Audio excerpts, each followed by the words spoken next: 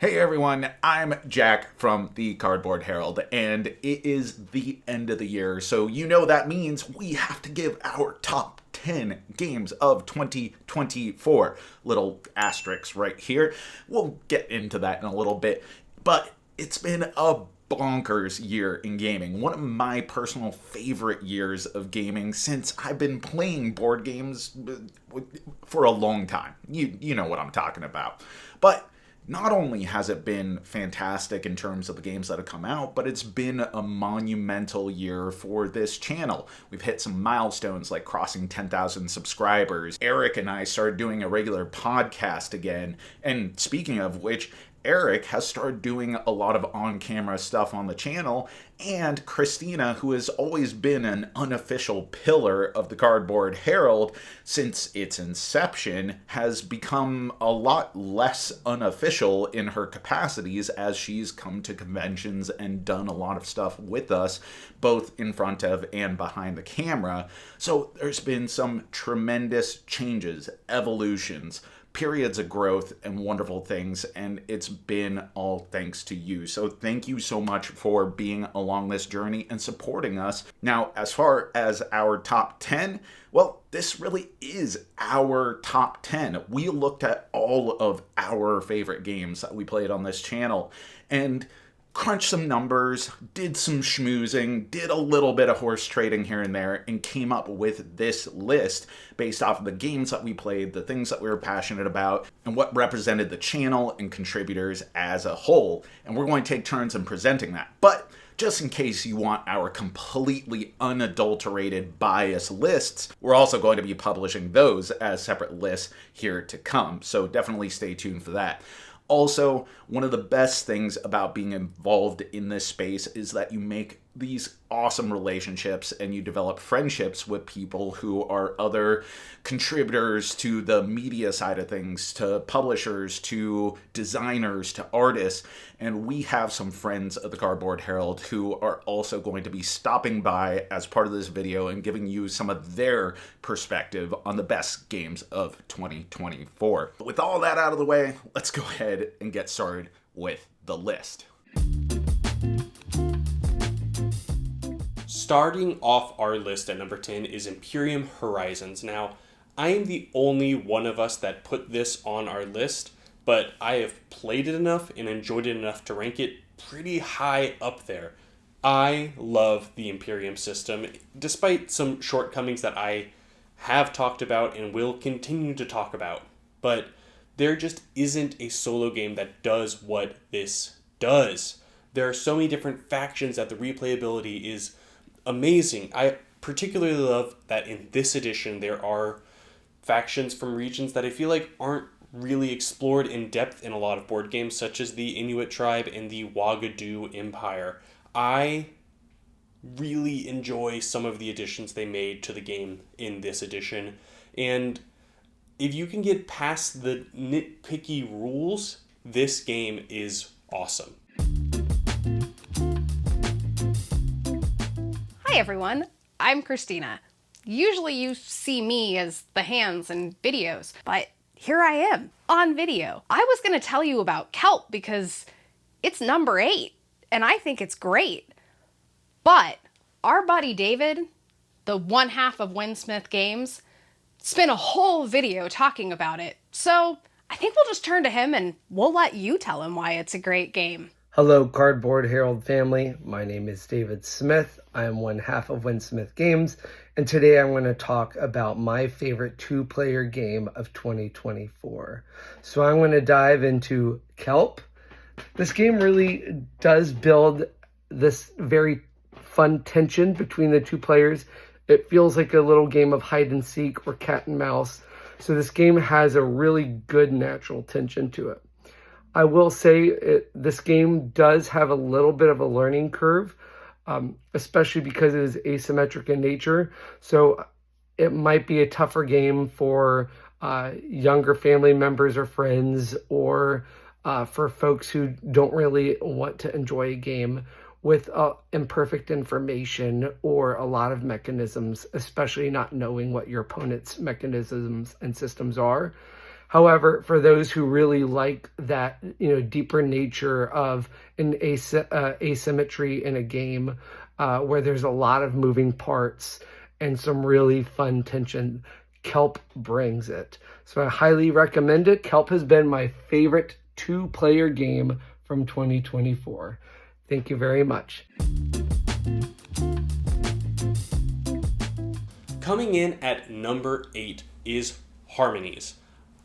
I just got this game somewhat recently at PAX Unplug, as did Jack and Christina, but even still, I have played this game more than pretty much any other game on this list because I could not get it off the table when I brought it home for the holidays. This game is so easy to teach and it is so much fun right off the bat, but it still gives a lot of player control in a way that made me keep wanting to play it. The spirit animals give just enough asymmetry to give this game a lot more life than I think it would have otherwise had. I highly recommend this game to anybody who is new to the hobby or just looking for a game that's maybe a bit more thinky than Cascadia, but still in the same realm of difficulty. My only hope is that there is an expansion in the future with more animals and more spirit animals to play with.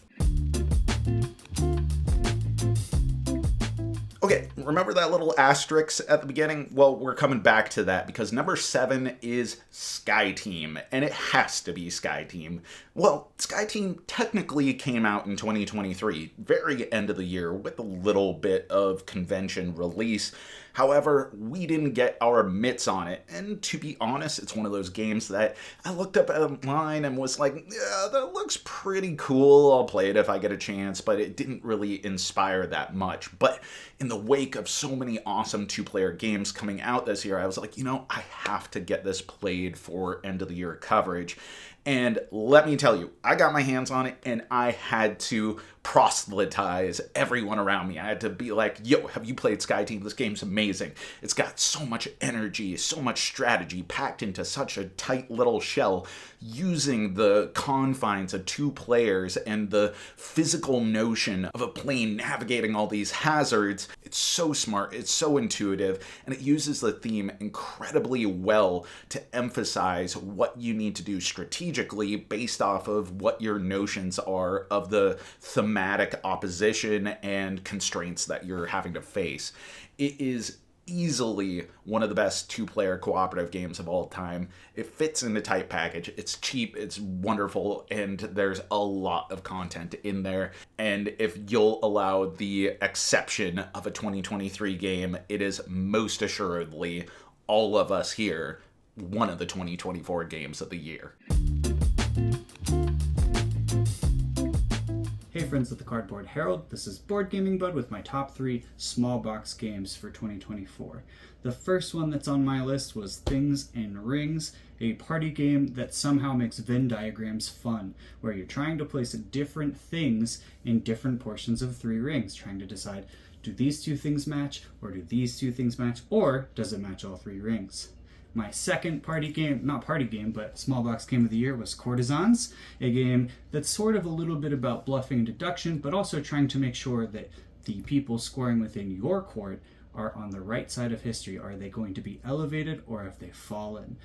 It's a tricky game that has some hidden movements. It has backstabbing and it's got shields and double points, and it's a ton of fun for such a small box. And my final game is Compile, which is AI intelligence competing against each other in a 2-player game, and the first to compile all 3 of their emotions that they're trying to process wins.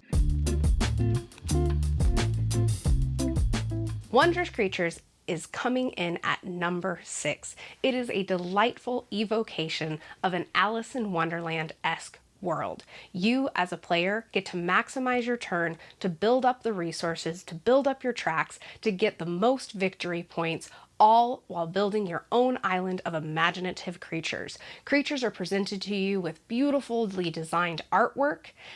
Sometimes you choose them just because of how they look. And you do this all with an amazing wooden meeple that even has a magnetic writer, adding to the excitement as you build out your island. One of the amazing things that makes Wondrous Creatures so much fun to play is that it gives you enough room to make decisions while not limiting you or having you feel overwhelmed. It is an even-paced game, it's approachable, and it is delightful to bring to the table for its beautiful presentation, its colors, and the pieces that you play with. For this reason, Wondrous Creatures takes our number 6 spot in 2024.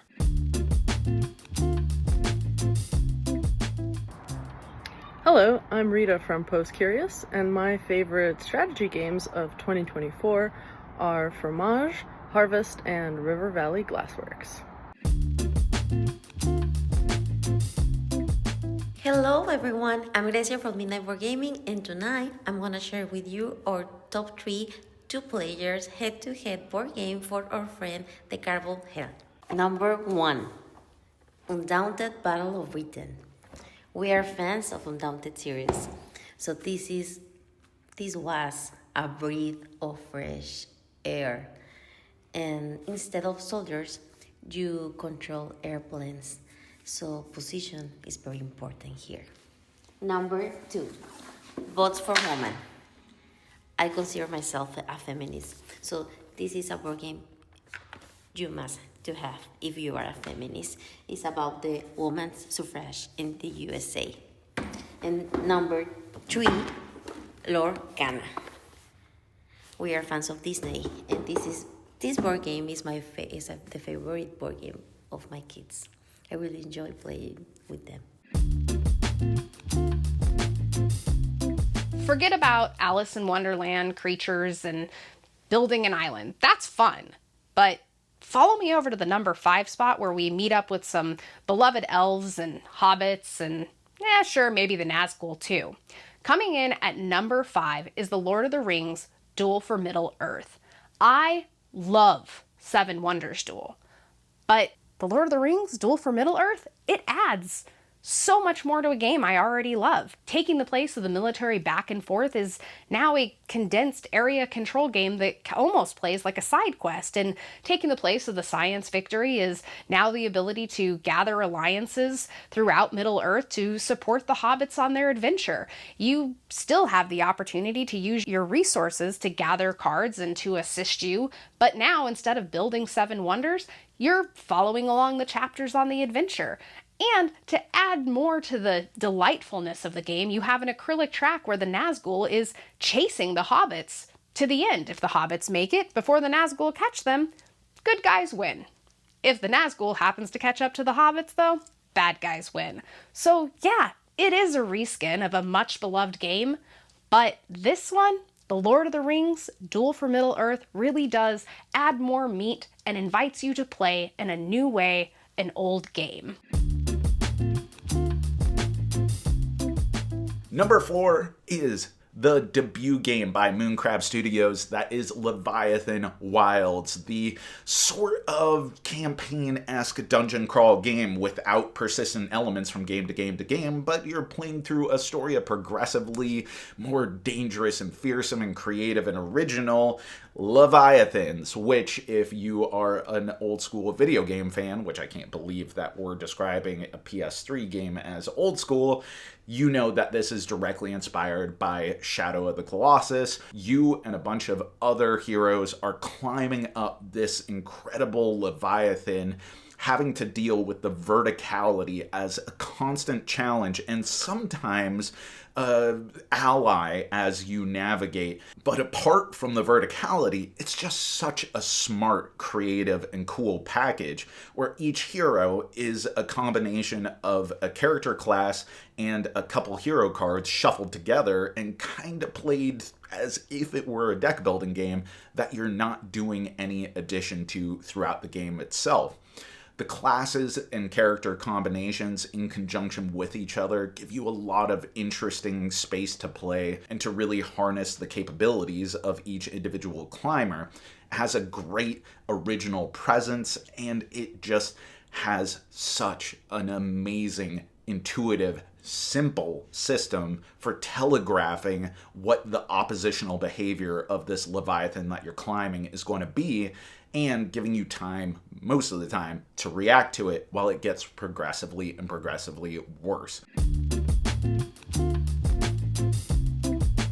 Two-player 1v1 card dueling games are my jam. LCGs, CCGs, TCGs, ABCs, 1, 2, 3s, well, whatever. Just two-player head-to-head card games. I love them, especially when they have asymmetrical gameplay, like my 3 favorite 1v1 card dueling games of 2024. Ironwood is an asymmetrical, card-driven tactical game with multi-use cards. Ironclad and Woodwalkers have different decks, different victory conditions, move around the board differently. Fantastic components and artwork. Pagan Fate of Roanoke, which is an expandable asymmetrical deduction card game where one player plays as a witch, the other player is playing as the witch hunter, and the witch is playing cards to try to perform this grand ritual, whereas the witch hunter is trying to figure out who the witch is and then bring them to justice. React, the Arts of War. This one was super under my radar until PAX Unplugged, but this is a 1v1 grid-based card dueling game with these highly asymmetrical artist characters that are very unique in their play style, very thematic. You are moving your artists around the board trying to damage the other artists you're competing against. So thematic and extremely asymmetrical. Number 3 is River of Gold. If you had told me 5 years ago that they were going to be making a Euro set in Rokugan, the setting of my personal obsession as a teenager and young adult, I would have believed you, but I would have flipped my lid. And even still, now, I'm kind of in shock at how good of a game it pulled off in being, especially under a younger studio like Office Dog, which, yes, under the umbrella of Asmodee, they only had one prior release to this, and they've kind of been crushing it. River of Gold is an exceptional worker placement with a linear aspect as you navigate these boats down the river, and progressively more and more buildings are constructed along the ways. It has just the right blending of approachable economics and astounding capabilities that you can roll into, and is magnificently produced with these beautiful gold reflective elements throughout the otherwise kind of watercolor-esque board, using the setting of Rokugan without the usual and way overexplored martial aspect of this world. It takes my comfort food of gaming, being the midweight economic Euro, and combines it with one of the most imaginative and nostalgic and beloved worlds of my own, and presents it in a way that I think is just one of the best games that I've played in a long time, fitting this vein. If you're someone who likes some of those old school pillars of worker placement like Lords of Waterdeep, then I think this is exactly the type of thing that you're looking for. What's up, Cardboard Herald family? My name is Travis Winstead. I am one half of Winsmith Games, and today I'm going to be bringing you my favorite solo experiences of 2024. Let's get started. So first up, we have SETI. I know this is on a lot of other people's lists, but it has a fantastic solo mode. It uses an automa, where the automa will do somewhat of a random action, but the actions will be more powerful than anything that you can do on your turn. So it ends up being very competitive. You can see here, I just finished a solo game, and the scores were pretty close, actually, within 10 points. I played 2 solo games so far, won 1 and lost 1, but the game delivers at solo just like it does in a multiplayer. That's SETI. My next game is Arcs, and you might be saying, but Travis, Arcs doesn't have a dedicated solo mode, and you're correct. However, if you go to BoardGameGeek in the forums, search for the Lars Arcs solo bot created by a user named Shipple. It is an amazing solo adaptation for Arcs. You can play 3 players, you can play 4 players. I probably played this 8 to 10 times, lost a number of games, won a number of games, but if you like Arcs and you just want to get it to the table more often and play it solo, it's fantastic. So again, go to BoardGameGeek, look up the solo bot for Arcs. It's an amazing experience. The last recommendation on my list is I, Napoleon, designed by Ted Racer, and GMT Games. It's another card-driven game. What I like about this one is the historical aspect of it and how true to the life of Napoleon it is. First, you start by playing as Napoleon when he was a commander. You move up to first consul, and then ultimately emperor if you make it that far. And there's a ton of ways to lose, but you can go through his entire life. It's a fantastic solo experience. Highly recommend it. I, Napoleon. At number 2 on our list is Arcs. It is difficult to talk about this game without getting into the weeds about how beautifully the mechanics interact with each other in this game to create an epic space conflict, but at the same time, a game about making do with what few actions you have. The cards you're dealt at the beginning of each round aren't all-consumingly going to decide what actions you are or are not going to take, but they definitely point you in a few different directions of what actions will help you achieve the goals you're setting out to do the easiest. And because of that, this game is elegant and smart, and there isn't really a game that does what Arcs does in terms of the epic space conflict without being either 5+ hours long or bogged down by the rules. It's hard to imagine Arcs not being in the top 3 of this list in what we have talked about as an absolute bonkers of a year. It's cunning, inventive, and original, while still being all that much more approachable than many of Leader's prior works. This is a game that you can teach to your regular game group, especially the base game, without the expansion content, and they're going to pick it up, but the depths to which you can explore the systems involved is really something incredible. Harvest, the number 1 game of 2024. The box really does say it best. A fantastically fun, furred-filled farming affair. That is tricky to say, but the game is just that much fun, too. When you turn over the box and you see that Golden Books era retro-esque character that you can play as and its own individual power and how that interacts with the limited rounds that are available and the limited actions that you take, you get excited to sit down and simulate farming. But I think more than that is just how approachable Harvest is. Laid out on the table, it presents as a simplistic game that plays quick, but really when you sink your teeth into it and you start taking your first and your second actions, you start to see just how limited of time you have to build the best farm. And so win or lose, it invites you to try again and do better. Harvest is an amazing game. It is a knife fight in a hay bale. Your turns are so few that you cannot dilly nor dally, but the adorable theme makes something that should be an inherently stressful game into a cute little farming experience, and I love how approachable it is because of that. People are drawn in just based on the theme of cute animal townsfolk building a farm, and it has the deep complexity of trying to maximize your turns to give it legs to even the most astute of board gamers. There was some serious debate among us contributors on the channel as to whether Harvest should take the number 1 slot, especially given that it is a re-implementation of a prior design. But it is such a fabulous re-envisioning and glow-up of that design, taking the raw elements that TMG had rightly gone with, but bringing it to a more modern standard, giving it both a visual overhaul, but also giving it a tight mechanical system that is shockingly deep for how mechanically narrow it may seem at first.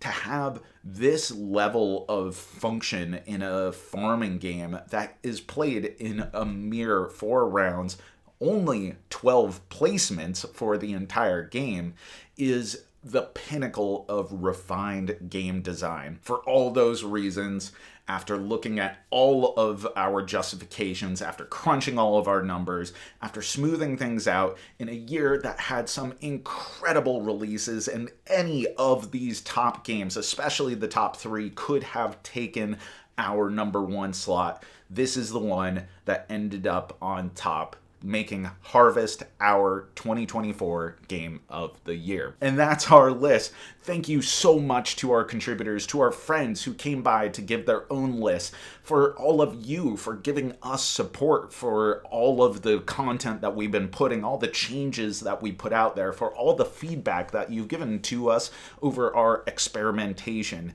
It's been kind of a scary year in some regards, but also a really exciting one, and we are so ready to embark on a new journey with 2025. So, for all of you out there who have been longtime fans and the newcomers who are just discovering this channel for the first time, thank you so much for watching. Thank you so much for supporting. And thank you for being an awesome community. You know that I've been Jack. And I'm Eric.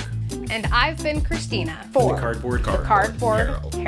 And I know Jack has some thoughts about it too, so I'm going to turn it over to him.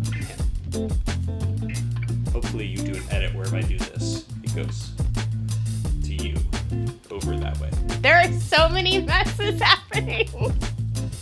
Hey kiddo, I'll be up in a sec. I will come and get you when I'm done with this bit. Good luck. Thank you.